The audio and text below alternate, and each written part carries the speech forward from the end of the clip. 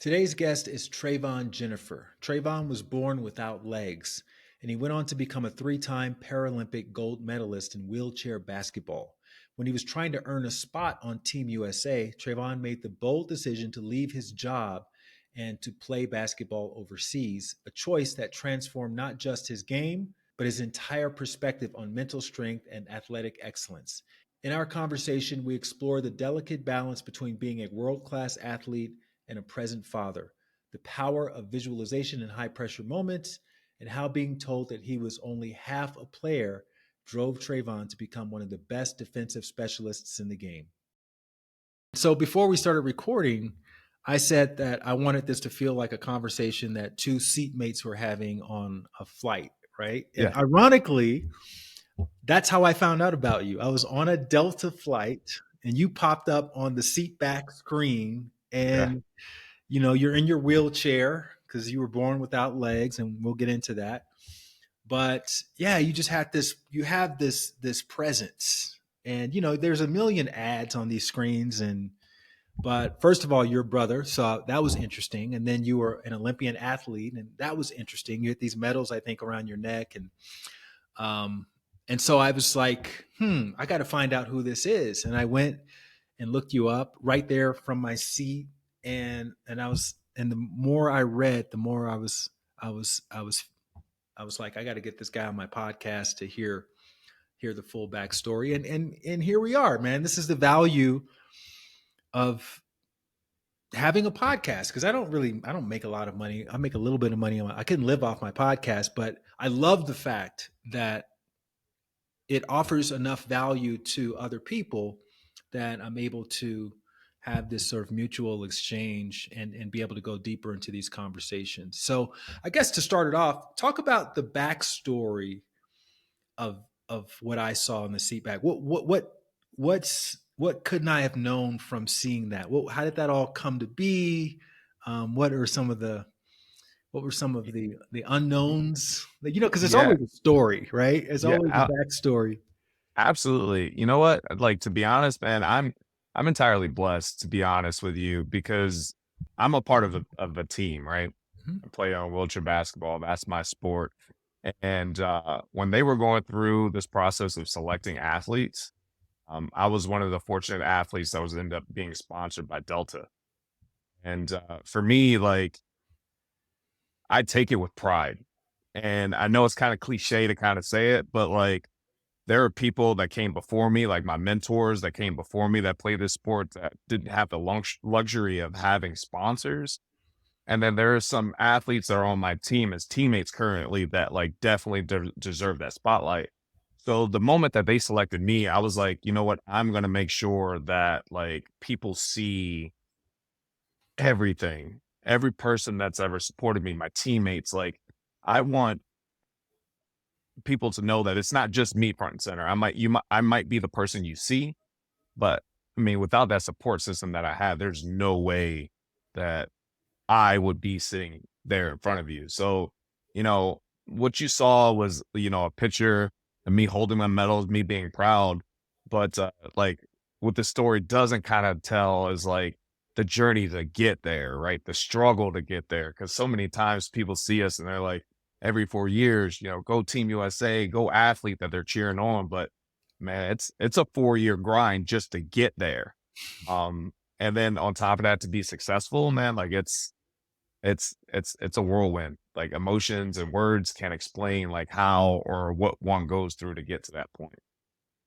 Is part of the sponsorship arrangement you get free flights, or is it more like just a monetary exchange? Because I used to follow Lolo Jones. You know who Lolo Jones is, right? Yes, Yeah, yes. she's a multi-time Olympian athlete, and I met her. I met her in LA, and I was like, man, I was like, the way I saw her in Whole Foods, she was walking in front of me, and she just had this swag, and I was like, oh my God, this is so attractive. She's got this confidence. I didn't know who she was. And then Yeah. I saw her again at a restaurant. I still didn't know who she was. And then we talked at that restaurant, and I found out that she was an Olympian athlete. And so I started following her, and she's had a lot of ups and downs. But one thing that always stuck with me was she got really vulnerable one night. She was like, "Yeah, as Olympian athletes, a lot of us people don't know we're broke." And she was working at a smoothie shop to make ends meet. Literally, right after the Olympics and during those 4 years in between, and she was just struggling to make it from month to month. And so it's kind of cool to see that you got this sponsorship deal, and you've had multiple sponsorships. Like, this is not Yeah. unique. Um, you so that was really cool to see, and I think that's one of the things subliminally that stood out to me is like, wow, this guy is a pretty major sponsor. Yeah, yeah.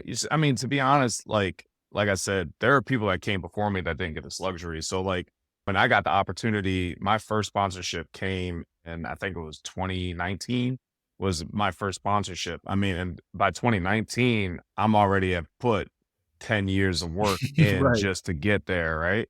And now you fast forward another 5 years to 2024, and I have a couple of sponsorships. But like to be honest, I'm be honest with you, like, yes, they complement it with like some extra monetary funds and things of that nature, but it's just having our sport showcased on TV. Like, I Mm. just went to a junior tournament this past weekend, and the kids are like, "Hey, Trey, like it's you. Can I have your autograph? I saw you on TV. I saw your commercial." And it's like giving them hope, and I'm like getting goosebumps just thinking about it. Like it's legitimately putting our sport on the map. Is putting the Paralympics on the map, so people know that yeah, you see a person with a disability, but that just doesn't define who they are. That's just not my whole identity. And to give those kids hope, man. I mean, it's phenomenal, man. I can't say how awesome it is to have the younger generation see something that they want to mirror on a commercial. Who would you say you represent in that world? Are you like, because you have so many. I was reading through all your accomplishments and all your championships and trophies. It looks like you're like the LeBron James of that world, or the Kevin Garnett or something of that world. Like, do That that to be honest, like I'm a person that is like I'm a role player. Like I'll be straight up with you. I'm a role player. I'm a defensive player, like a defensive specialist. Like I take defense to see? the core. I'm an intense player. I live on like being able to show and play in the big moments. And for a coach to be like, hey, that's their number one, go shut that number one down.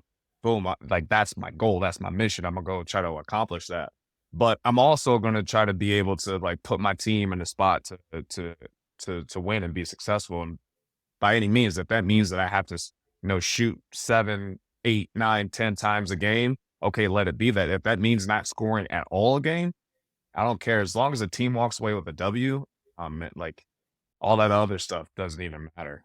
So I'm looking at a list. There's literally like, I don't know, 20 different awards. I'm wondering, um, A, do you know all of your own awards? Could you like list them? I'm not going to ask you to, but could you theoretically list all of them? And B, is there one that's like most special to you for whatever was going on in the background? Oh man, so like that's a deep question. Kind of I like probably Jordan's championship after his dad passed away. yeah. What's your version of that? Yeah, so, like, I probably could, like, list out all like, if you gave me 15, 20 minutes to, like, make sure, like, I ran down them, I probably could. But to be honest, there's 2 of them. So the first one would be the gold medal after Tokyo, Hmm. right? That was the So winning pandemic Olympics, right? exactly, right? And to be honest, I was directly affected by it. Like, I remember coming home from a tournament, getting sick, and then not knowing, like, what was gonna happen, and during that period, you had people, like, legitimately talking about the postponement and cancellation of these games that I've been preparing for the last 3 years, and at this point, I felt like I was at my peak. And, Mm-hmm. like, to not know if the games are going, you still have to train, you still have to be ready just in case, they're gonna be like, "Oh, okay," because I mean, it was unknown, right? You didn't know what was going on, and this is March that all of this stuff is starting to happen, and we're supposed to be playing Mm-hmm. in August. Mm-hmm. So, like, that's something that you had to battle with, right? And then you get to the games a year later because it got postponed, no fans, no family, like, you're in isolation, like fight all of that and to still win a gold medal, like that's awesome. You did it for the guy to the left or right of you, right? But then you fast forward like 4 years and now you're in an arena, 13,000 fans. Like the energy is electric surrounding the entire games. But not only that, this team was able to accomplish something that no other team has done in history. We were the first team to three-peat gold on the men's side. Mm. So like while we're being successful, we just like stamped our names in history. So that this is something that's going to surpass anything that I could have done, right? Because it's in the record books now. You know, when they look up the first three-peat ever, my family's name is going to be listed there. And like that's what it's about. It's about the legacy for my kids and their kids and just so on and so forth. Uh, because I mean, my biological father left when I was born, and my kids are a big part of my life. So to be able to show them this kind of role model and this kind of figure, I want this to have a generational impact, even well long after I'm gone. All right. So I'm glad you brought that up because I was going to go there next to your upbringing and your father of origin um, wasn't in the picture, right? Obviously, you got the child explanation of that when you were young, but now that Yeah. you're a grown ass man with your own kids, what's the real story? What was the real explanation behind it? Man, like I've been told that like it's like he was on drugs, he was on alcohol when he was young. My mom was, I think she was 21 and I was her fourth kid at that time. So, Oh wow, so like it's like she had three you get kids, and prior to me, prior yeah. to you, and she was 21 when she had you Yeah.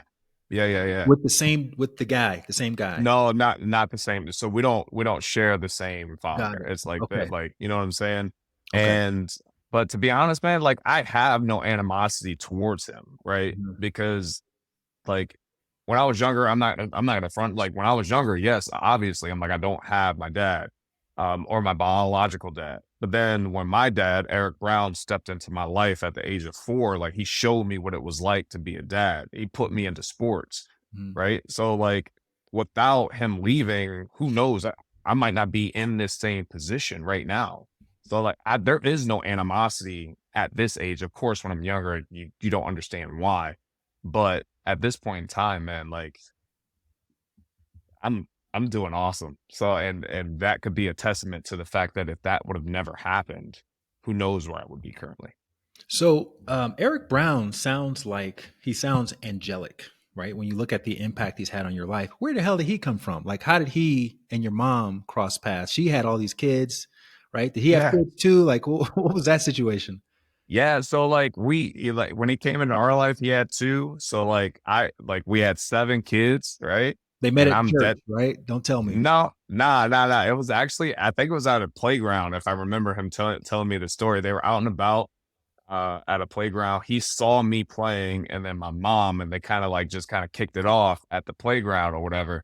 And they started talking, and our family went from 5 to 7, Because your 7 mom was still kids. fine because she was only 20 something, 22 years old, right? And that's Yeah, the value of having kids young. she was still young. Yeah, yeah, she was still young, and she still got a lot of energy, man, even to this day. So like, it was, man, it was like I said, it was a blessing, man. I'm not gonna even lie to you. It's something that like who knows? Like he was just a really good spot, like a really good light in that time for my family. Yeah. Normally, if someone were to quiz me about my earliest memories, the most I could go back, maybe 5, maybe 4, I don't know, Yeah, right? But that's because I had a quote normal childhood. You yeah, didn't yeah, have a normal childhood. You were the different one, right? You yeah. were born without legs. What was the name of the The disorder, congenital focal. and what does that mean? What is that Latin for? Man, to be honest, I don't know if that's what I've been told, right? Like one of those, it's one of those things like you You never looked it and up? I no, so I'm gonna tell you where it happened. So throughout my entire life, I was like, I don't know what I had. I was just born out legs. That's what I went with. And then one time it was for basketball. They were trying to get me reclassified down to a lower classification. They had me doing all these tests and x-rays. And on one of the x-rays, it actually came back and it was like diagnosis congenital focal amelia. So then I was like, okay, let's go into it. So I started deep diving into it. I was like, this doesn't look anything like what I have. But since it was the prognosis from the doctor, I was like, you know what? We're gonna run with it because that's better than just they're like, I mean, I was just born this way. I don't know. But I'm the only one in my family to have it, right? So like, no cousins, no aunts, no brothers, sisters. I'm the only one. Hey, so a lot of you all have been reaching out with your guest suggestions. And look, I appreciate it. I do. And to help make it easier for those guests to say yes to my invitation, I need you to subscribe to this channel. Just hit the subscribe button below, and that's literally the best way to help me get you that guest on my podcast. All right. Thank you so much for helping out, and back to the show. And what's interesting is I have three brothers, and one of my brothers is named Trey, and you're called Trey, even though you're Yeah. yeah. Is he the So third? he is the third. Yeah, he's Yeah, that I was the about to say. You see that a lot. third. So what was your earliest memory, being the sort of different one? Do you remember Eric Brown coming onto the scene, or was he just always there in your life, as far as you remember? So from what I remember, I've always known him as dad. I didn't find it until like my preteens, teenage years that like he wasn't my biological father. So like he's always been dad. And even to this point, my kids call him grandpa or pop is what they call him. And I call him dad when we talk on the phone. Um, so like he's always been my dad. Like just because there's no DNA connection there doesn't mean that, he didn't fulfill that role. But like, the biggest memories that I have off of that is feeling comfortable at home, right? Mm, Everyone's got brothers and sisters, you feel comfortable at home. They treated me no different than any of the other ones. And then the moment that you leave the comfortability of your house and then you start getting pointed at and you start getting stared at and you start getting laughed at, like you didn't know why. And like multiple times, I'm like, well, why me? Right? Like, there's seven of us, seven kids. I'm the only one like this. And I'm just like, why me? But to be honest, man, like, is my siblings, like, they took nothing. Like, they didn't let me have any sympathy for myself, but they also didn't let anyone like try to like look down or do anything different to me. So like my siblings played a huge role in that. And it was huge, man. So like my upbringing, like when you get to know me, like it's normal. I'm running around the streets like the other kids. I want to play on the playgrounds and stuff like all the other kids. So like it was an awesome family dynamic. And and that's basically how the sport aspect, the competitive side of me came out too, right? Because you got brothers and sisters, who's the best? mhm. And that's how that dynamic kind of started. Were your brothers sensitive to the fact that you didn't have legs, or did they Yeah, tease you about the well, fact that you didn't have legs? Because no, we that's all we did was tease each other about yeah, the yeah. You know what? any kind of little thing that makes them different. You find a name for them, and You know what's crazy? Like I'm seriously sitting here thinking about it. No, they not one time was I teased, right? mm, Because like I was just uh I was just at a family function not too long ago, and my cousins were talking about how, what I'm saying, we would be running around as kids and I would like trip them. Boom, I would trip them on their feet, try to knock them down or whatever. And like that's all we knew. And I think that's why it wasn't like a teasing or it being different. I definitely have one brother that's, man, I'm talking about protector. I mean, you to this day, if you say something incorrect, he is volatile. So like, um, it's just the way that the family is. I think because it is normal, right? Even with my kids, right? My kids see disabilities as normal because they've been around it their entire life. Whereas when I go into their school to do a presentation, these kids are like wild because they're like, oh, I've never seen this before. And I think mhm, that's what changes the way that people perceive and interact with other people. right. So you're kind of jacked now. Like if I was just to look at you, this guy definitely works out, definitely goes to the A gym, little bit. definitely could win an arm wrestling contest or two. Is that a function of how you moved around when you were a kid? Like did you rely on a wheelchair? Were you just moving around with your arms? Like what was what were the mechanics of how you would navigate life in those early days? Yeah, man. So like the biggest thing was like I would scoot on the ground when I was younger, right? I would have a wheelchair, but I would hate to use it. And then like I would have prosthetics, which I would need like a crutches or walker in order to be mobile with. So 9 times out of 10, I would just be sitting in like my prosthetics in a wheelchair. Hmm. But if you ask anyone when I was younger, especially in school, right, you would find the wheelchair and the prosthetics in the wheelchair in like the corner somewhere, missing the top half of the body. Whereas like I'm off playing on the ground somewhere, like I'm out, I'm gone. And I would like tear up my clothes and like stuff would be all different. My parents were like, "Hey man, like we don't have the money to keep buying you clothes." Um, so they actually taught me how to walk on my hands in a handstand to like preserve my clothes. And then in all actuality, like that's what kind of gave me the strength that I have today. And crazily enough, like I still do those handstands today. Like if it's raining outside and I need to go to my truck, I'm not gonna like, and my chair's in my truck or whatever. I can walk on my hands in a handstand, get there, open the door, get in the truck and leave without actually having to be like stuck somewhere. Hmm. Wow. All right. So your parents moved you out of the hood, you and your brothers and sister, because it was too dangerous and all of that, and you went to an all-white neighborhood, correct? Yeah, that wasn't until later. And I wouldn't necessarily call it the like it's so weird, right? Like When white when people write about it, it's the hood, it's yeah, gangsters, and it's like yeah. no, it's just you just live around black people. Right. You didn't have a lot of money. That's exactly right. And what's crazy about it is that like that's just like the people I grew up with. Like it's the stereotypes that we put on it. I was like, nah, that's not what it was. That was just I went from being in an urban area to a exclusively rural area where you go from being like store, house to Hmm. like house 3 miles, cornfields, then another house. Like, and that was like a culture shock for me. And talk about the early days of sports. So you said you and your brothers played sports a lot, and then you started playing organized sports.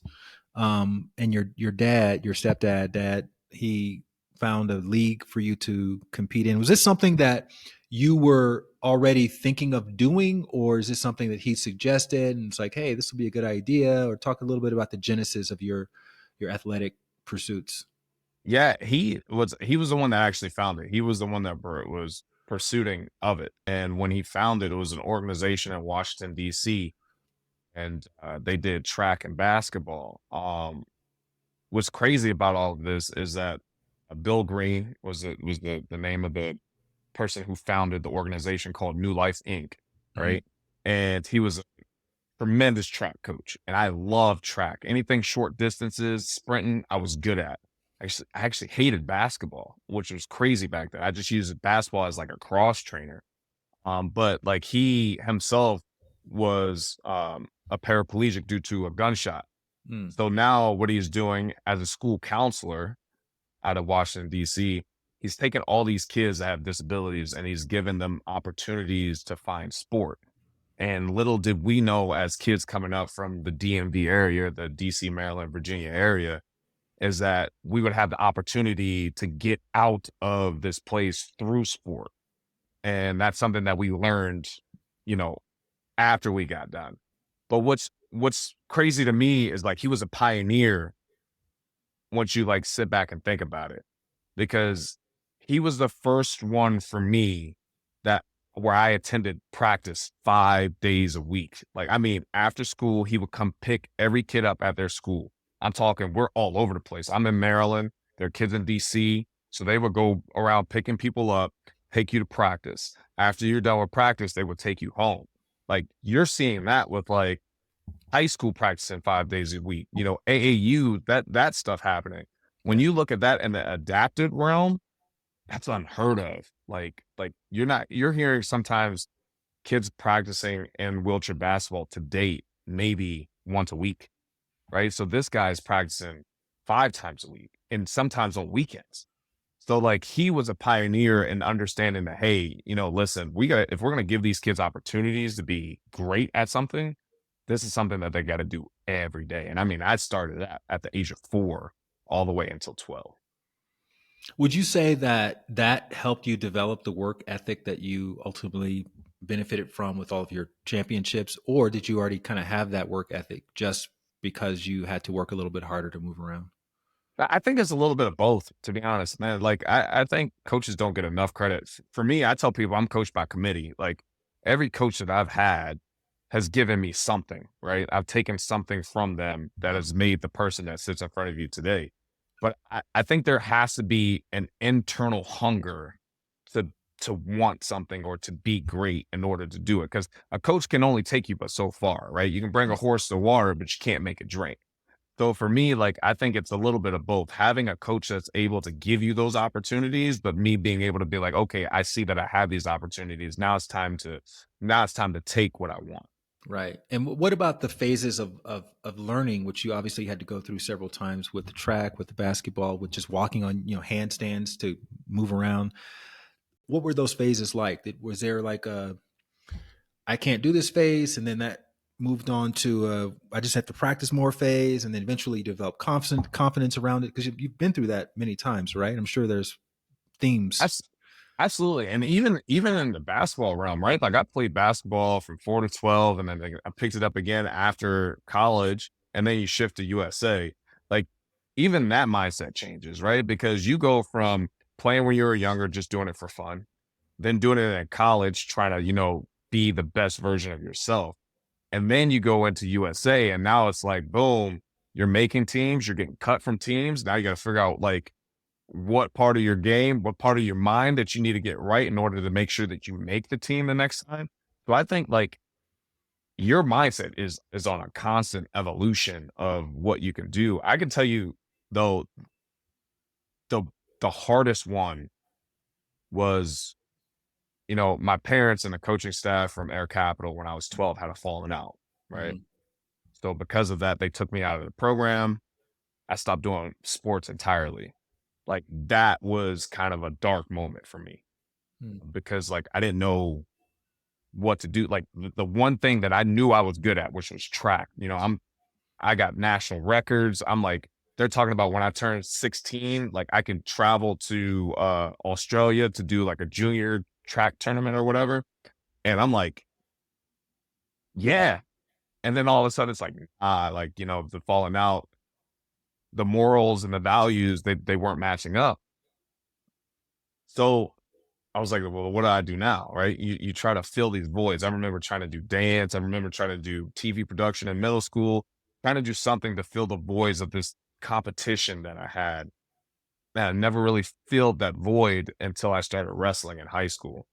And like that's when everything kind of like came back to like, oh yeah, this feels familiar, even in losses, right? Even in losses, you're like, this feels familiar. That fire is there, which wasn't the same when I was trying to fill that void in between, 12 and 16.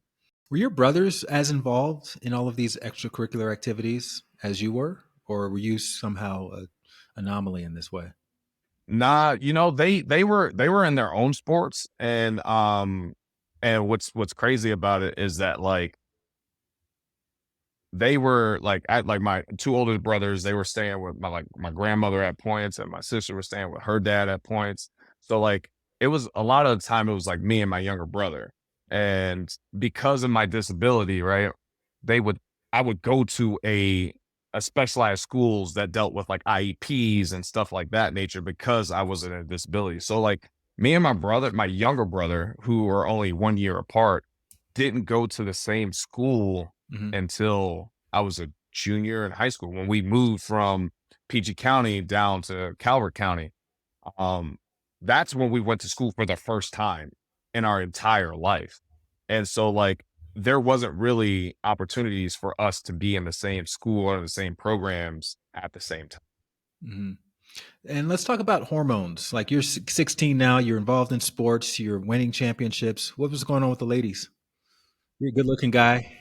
Yeah, man, like I was doing anything I could to just be like around them. Mm-hmm. To be honest, I like the pursuit of you know significant others didn't quite happen until I got to college, to be Right. honest, You met if I'm Laura in shooting it college, straight. right? At Edinburgh. Yeah, I met her in college, I think my junior year. So it was Mhm. like later in college I ended up meeting her. But like yeah, that part of my life didn't happen until I got to college and we were where you're experimenting with a bunch of different things, like social aspects of life was on a different level. Well, because the thing is, man, look, yeah, you have a disability, fine, but you're also a black man. You know, you're a relatively good looking man. Um, I'm 6'3", right? I'm relatively athletic, former fashion model, like been all over the world, written books, da da da. I have insecurities. I don't Yeah, have yeah. confidence all the time. I don't. I may not portray it, but Yeah.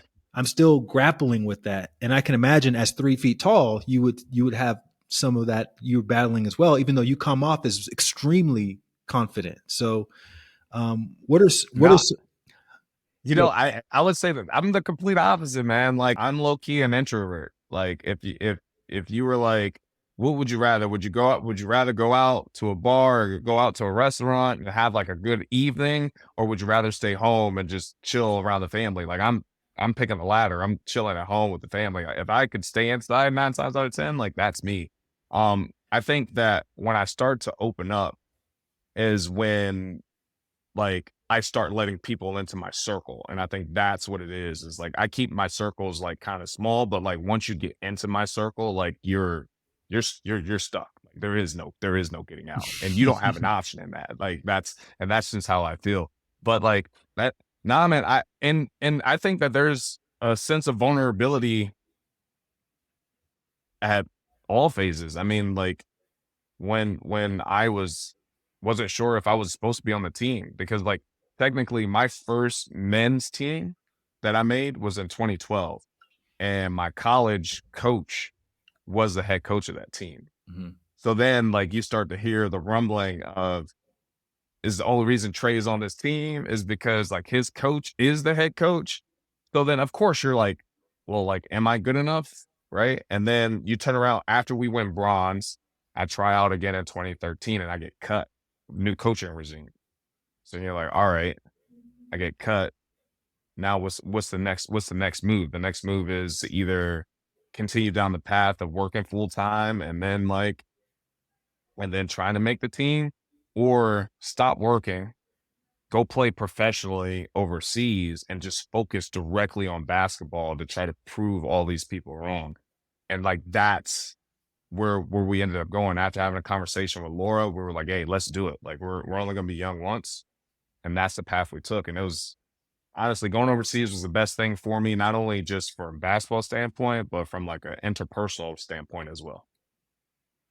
So prior to meeting Laura, when you were still, making teams, getting cut from teams, et cetera, are you having to pay out of pocket to be a part of all this? Because I imagine, there's some kind of exchange that needs to take place. Either you're being sponsored or how does that work? So the way that it works is that you get an invite to go to Team USA. Now, Mhm. for your invite for your first tryout, that's that like you pay out of pocket for that. Like no one else covers that rest but you. Um, Once you're named to the team, like to the first cut of teams, so let's say 27 people get invited, they cut it down to 17. That 17 is going to be your final 12 and your alternates. So they're technically covered under the Team USA parameters. So from there, your flights, your food, your lodging, all of that stuff is covered when you're training with USA. How many people are So competing for these 12 spots? it depends, man. Like I remember at one camp for a tryout, we had like 32, 36 maybe.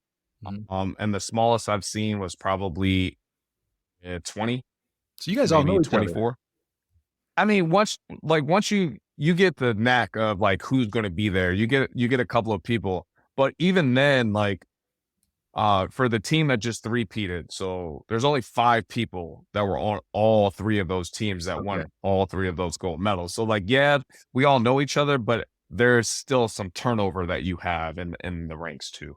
Right. Okay. Let's talk about meeting Laura. Like what you mentioned, and I'd heard an interview where she said that by the second date, she was like, "Yeah, we can make some we can make a really good life together or something along those lines. Yeah. Yeah. You know what's crazy is that, like, so at this point in time in my career at Edinburgh, where that's where we met, Mhm. um, like I'm doing really well in wheelchair basketball. So they have me like on posters, they have me on billboards, You're a like to superstar. try to recruit. Yeah. So like she saw me and on the billboards and stuff. She's like, oh, you know what I'm saying? He's cute, blah, blah, blah. Her roommate actually knew my head coach from like Mhm. way back when. Mhm. So one day, like we're at a game, we have a game, and they come through, and I'm like, I look at my teammate, and they walk in, and then they walk out, and I look at my teammate, and I'm like, yes, like her. Little did I know that like that was Laura, and that she was on a soccer team. So Mhm. at this point, we're crossing paths all the time in the athletics department, like in the building and the workouts, and it just like I don't remember what like kind of sparked it. I think she came to me and like we just went on walks around campus and it just took off from there. Were you still mostly in your wheelchair, or were you just walking on your hands, or what was going on in I, college? I was using a wheelchair there. I don't know if you like Edinburgh is in northwestern Pennsylvania, right? Like 13 miles away from Lake Erie. So there's a lot of snow and a lot of bad weather, man. So there was no walking on my hands at that place. But I did have a scooter, it's what we call a scoot. My prosthetic doctor took like a bucket and put it on. You remember those like uh, square wheelie things that we used to have in elementary? You used to sit on the board and scoot around. So what he did was he took a bucket and put it on top of that. And that's what I basically sit in to get around. So that's what I had to get around sometimes as well. Got it. And you're like, "Hey, yeah, have you read my book?" Because you had a book come out when you were 16. You were a big deal, man. I mean, I was a little something, but like I said, I don't know, man. Like I'm really, really, like, really humble when it comes to things. Like, sometimes she's the one, like, she gets on me. She's like, man, it's okay to be like, yeah, I'm that dude. And I'm just like, that's just not my personality. Like, so she does it for me. I let her do that for me. But that's just not my personality, man. I try to get people to see me for who I am rather than the things that I've done because accolades only go but so far. And what was it about her? Obviously, she was into you, but what was it about her that made you think, this she could be the one? So there's two things. The first thing, she's a competitor, man. Mhm. Like I mean, when I tell you that like I'm competitive, like she's just as competitive as I am. And like even to this day, even with our kids, like everything is like a competition and it's like making each other better. Like, right. So and I felt that from the get.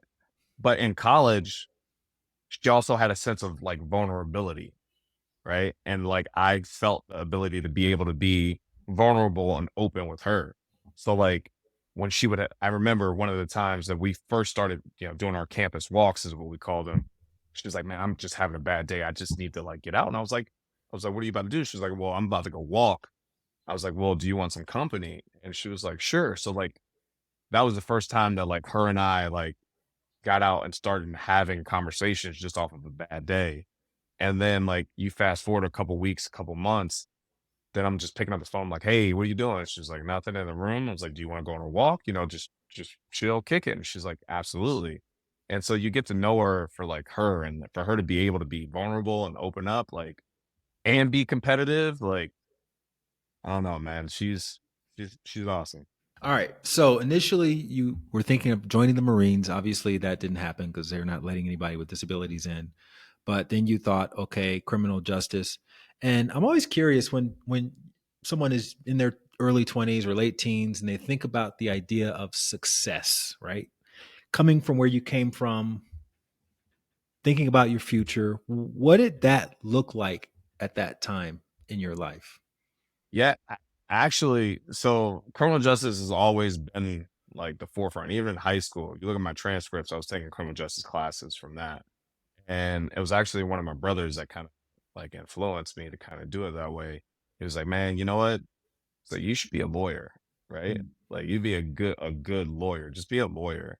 So I was like, you know what? Like that's not a bad baked idea, right? So like I'm like, oh yeah, let's do it. So like I'm taking all these criminal justice classes, and then like you turn around, you start looking at the LSAT book, and I'm just like, oh, this is a different breed, man. Some of these questions, I'm like, I don't know. Maybe this is like along the lines, like let me focus on basketball and maybe we come back to the LSATs. But I think it's a way to have an impact on some sort of way so you can help like the people around you. I think it was something that we were looking at, right? Like my brother was trying to push me to be like a defense attorney rather than like trying to go out here and like be a headhunter and try to make more money. It's about the people and people around you. So like that was one of the reasons I was looking at that route. But I'm not gonna lie to you, man. When I saw the LSAT book and I opened it up and I saw some of those first questions and I saw the timings, I was like, oh, we're gonna have to see what we can get out at a later date. Was there a path for professional basketball? And did that, I don't know if money was a metric for you in terms of success, but um, yeah, what were some of Now, those metrics? so what pushed me to go overseas was after I got cut. Like I'll tell you, in my exit interview from 2013, the coach looked at me and was like, "Man, you're really good on the defensive end. I love Mm. your defense." It was like, offensively, you're a liability. Mm. So like in my head, like I took that as like you're a half player, man. Like you can only do half the game. So like you're no good to us. And so like I was like, all right, so what do I have to do to get better? I gotta train more. At that time, I'm working full time and training. I was like, I'm 23 years old or so. I'm like, I gotta focus on. I gotta try to go focus on ball and sport. So I was like, let's go overseas. And when you go overseas, I mean, they cover your meals and they cover your housing, right? I mean, you don't get paid nothing, right? So like it's like I'm over there to focus on me. Right. But like I said, like going overseas was not only good for my basketball career, but it was also good for like interpersonal. My relationship with Laura grew over there too because we didn't speak French. We're in the Hmm. south of France in a small little town called La Boca. So like if they didn't know English and we didn't know French, like now we're having to use each other to get by. And the thing is that like she spoke French better than I did, but I understood it better. So like we're using each other to three-way have a conversation with someone. So like it was a good time for the two of us to be able to grow as a bond with each other. Hmm. All right, and then you all, you've been in what, four Olympics now? So what, you're in your mid 30s, 36, I 37, 36. Yeah, yeah. 36, 37. 36. You have two kids. Um, talk about a sort of week in the life, because are you still training? Are you going to be in the next Olympics, or are you? I don't know. Well, 36, it sounds old for even a regular athlete, you know. if 30 36 36 is old, man. I don't know. To be honest, I'm trying to let my body recover right now because if I could be honest with you, I was physically and mentally fatigued after Paris. Like I remember being after winning gold and we went out for a couple drinks to celebrate and head back to the Airbnb with Laura. I was like, I'm tired.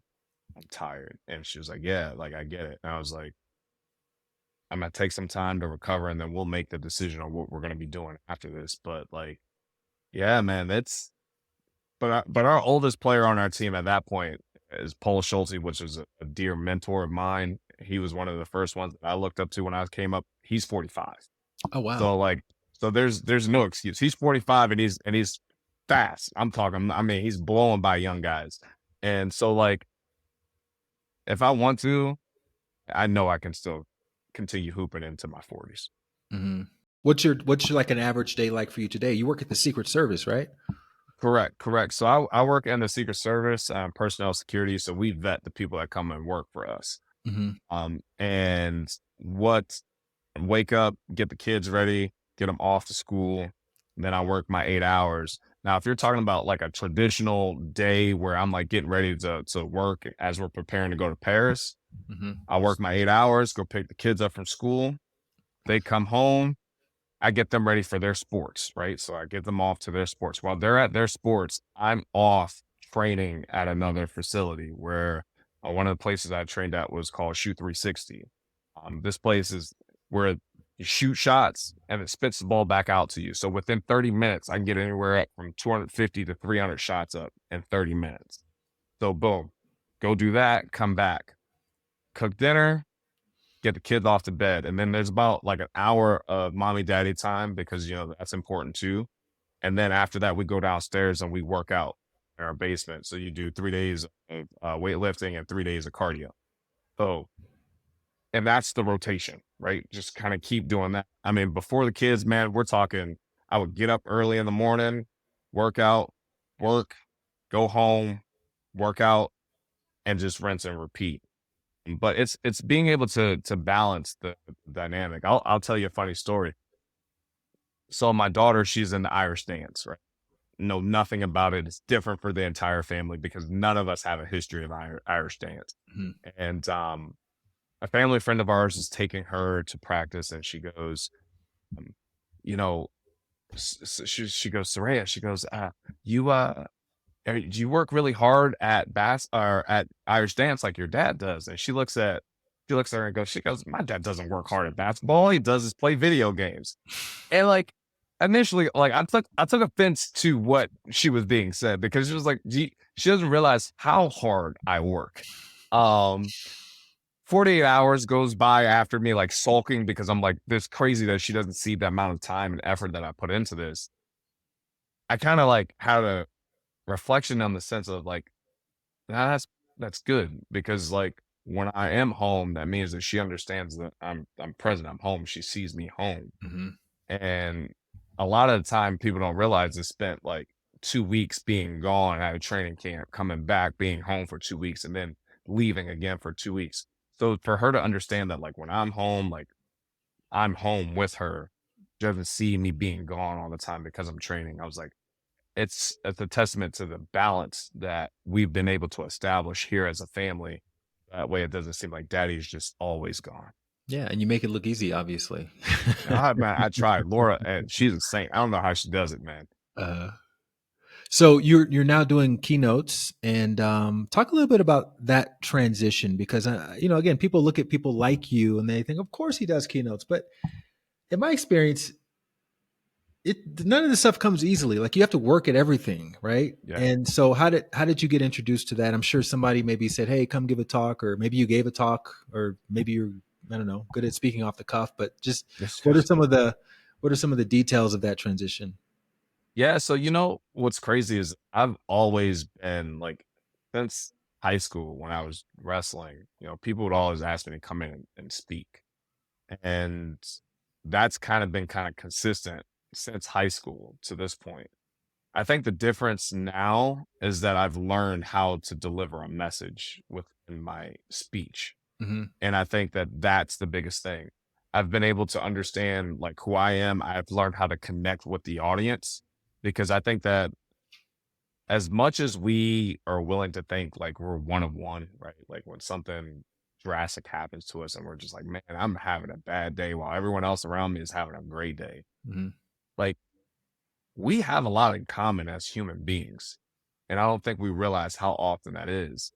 And one of the biggest examples of that is COVID. Right? In that moment, humanity saw like how drastic something can affect us all, like physically, psychologically, and we all had to deal with it.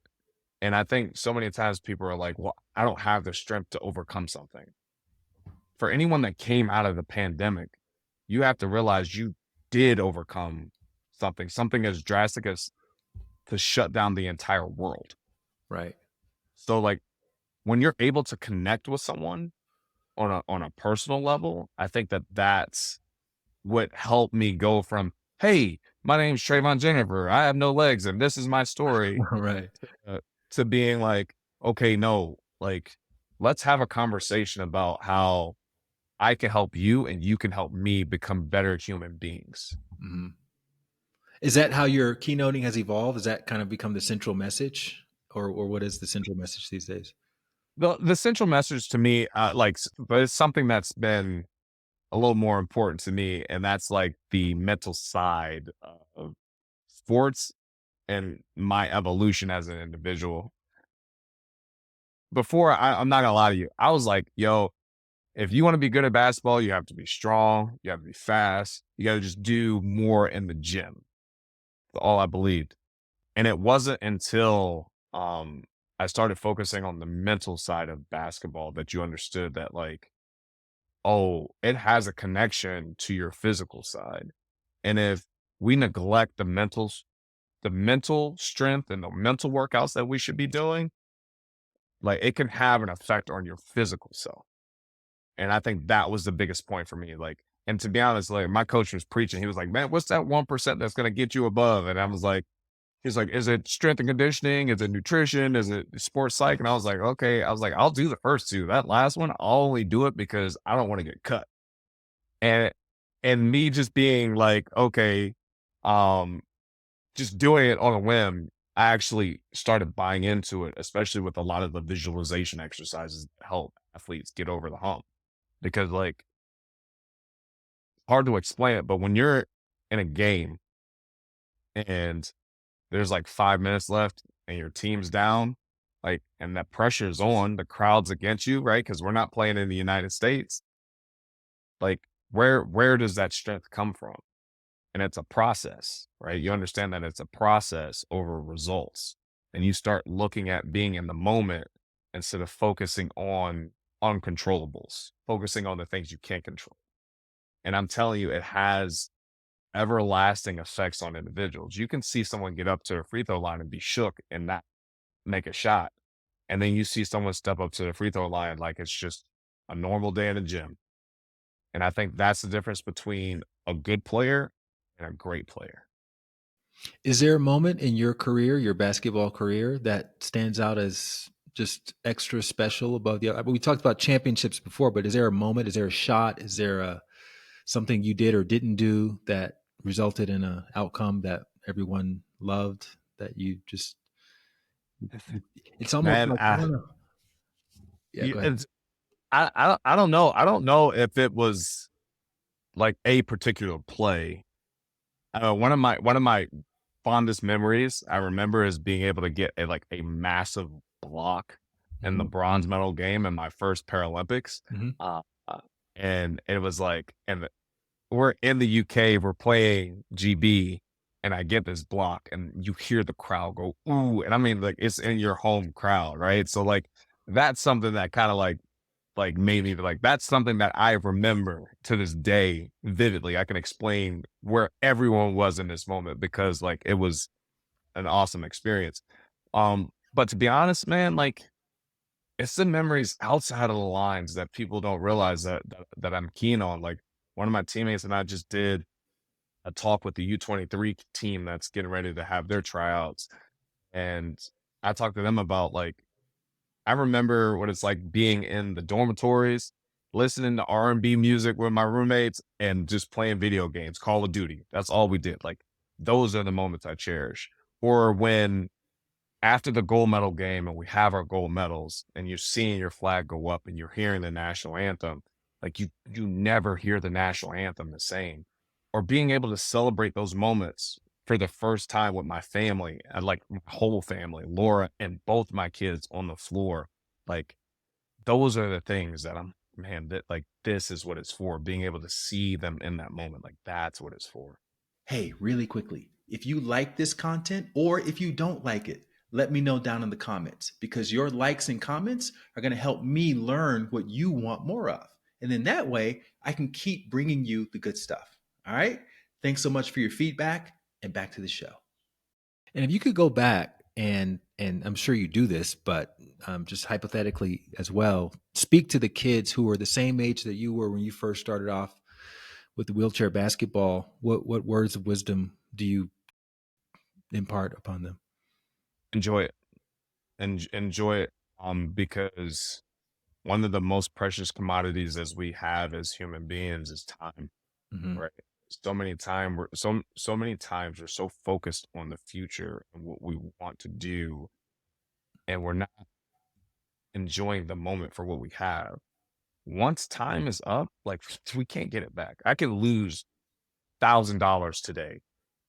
I could try to make that up again tomorrow. I lose 10 minutes today. I'm not going to get it back. So Mm. being able to understand that, like, in this moment, like, enjoy it for what it is, like, that is what's important. Because, like, I remember what it's like being in juniors. I remember what it's like being in college. It's some of my greatest days, but it's also some of the times that went by in the blink of an eye. Hmm. So at this point, all we have is memories. And if we can enjoy that present, man, that's what it's about. So, how do you define success for yourself these days? I mean, I think success for me is based on the people around me being able to win and understand that, like, I mean, because take away the medals, right? Hmm. Because ultimately, like, look, I'm not trying to diminish what we accomplish, but in 100 years from now, where are those medals going to be? Maybe in a museum, right? Or maybe, one of my great grandkids are like, ah, man, we don't need these. Let's sell them. Let's get some money. What's the name that's going to be attached to it? I Hmm. want I want the legacy part of it to be what's left behind. Like, that's success, right? Hmm. Like, after I'm gone, will my name still be uttered? And what kind of impact will I have on those generations? Because, like I said, the money, the medals, the accolades, they're gonna go at some point. Someone's gonna crush something else, what we've done. But what have I done that can have an impact, an everlasting impact on generations that I won't see? If someone told you at 8, 9, 10 years old, hey, Trey, you're going to be an award-winning championship athlete, you're going to win X amount of championships, and you're going to have impact and inspire people all over the world, and you're going to have books, and you're going to be on podcasts, you're going to be giving keynotes in front of hundreds, thousands of people, what would you have said? I would have said, tell that to my brothers and sisters because they won't beat me. Probably no. Nah, I would have probably said, there's no way. As a little kid and from PG County, Maryland, like, I'm excited to get out of the county, let alone the state. And now you're talking about me traveling the world, man. I would have never thought that I was the opportunity, but now that it is one, it's one that I embrace and that I try to get kids to see that, like, let's not limit ourselves to what we see or the environment that's around us, right? Let's shoot for the stars, right? And see Was where we there ever a land. moment where you wished you had legs and then you stopped when you started to see the impact that you were having in your current situation? Oh, I mean, absolutely. Still to this day, like, I'm like, You would trade it let's be all? You honest. would trade No, everything for legs? no. So, like, I mean it in the sense of, like, my kids were like, "Hey, man, do you wish you could dunk?" Like, yeah, I wish I could dunk. And sometimes you go to, like, an amusement park, and the amusement park's like, you gotta be this tall with limbs. Yeah. And I'm like, yeah, I wish I had that to get on the ride. But would I trade it for what I have today? Absolutely not. Mm, Like, I think that's the difference. Like, would I wish in the moment that I had legs so I could do this one thing? Of course. Like, I would love to experience what it's like to have it. But would I trade it? No, because that doesn't necessarily mean I would have the same success or experiences that I would today. mm, And I think that's the difference. There's so many times we're so hyper focused on what could and if and would should be, like, nothing's guaranteed. So, like, just because I would have, like, doesn't mean I'm still gonna be playing for USA, hooping on LeBron. No, like, it could go down a dark path. That's a possibility as well. So, like, this moment, what I have right now, like I told you before, I'm truly blessed, and I'm happy for what I got. yeah, I read this article many, many years ago. This is blind climber, mountaineer, and he climbed all the 7 highest peaks in on the earth. And in this quote he said, just stuck, this was literally maybe 15 years ago, but it just stuck with me.